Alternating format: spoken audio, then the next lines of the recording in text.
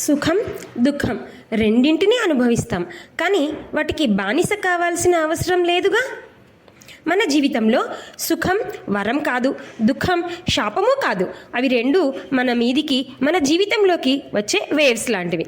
సుఖం వచ్చినప్పుడు ఆస్వాదిద్దాం, కానీ జీవితం అక్కడితో అయిపోలేదు. దుఃఖం వచ్చినప్పుడు బాధపడతాం, కానీ అది మన విలువ కాదని గుర్తించాలి. ఇది సాధ్యం కావాలంటే మనసు స్పందించకుండా ఉండాలి, కానీ అది సాధ్యం కాదు. కాబట్టి మనసు స్పందించినా దాని చేత బంధింపబడకూడదు. మరి ఇదెలా సాధ్యం అంటే, సుఖం వచ్చినప్పుడు మనల్ని మనం ఆ సమయంలో నైతికతను నిరంతరం పరీక్షించుకోవడం, అలాగే మన విలువలను కాపాడుకోవడం చేయాలి.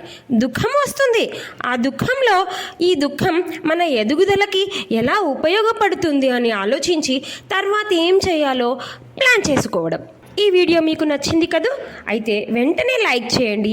ఈఐ ఎమోషనల్ ఇంటెలిజెన్స్ అని కామెంట్ చేయండి, షేర్ చేయండి మీ వారందరితో, సబ్స్క్రైబ్ చేయండి గీతా చైతన్యం. Thank you. శ్రీకృష్ణ అర్పణమస్తు.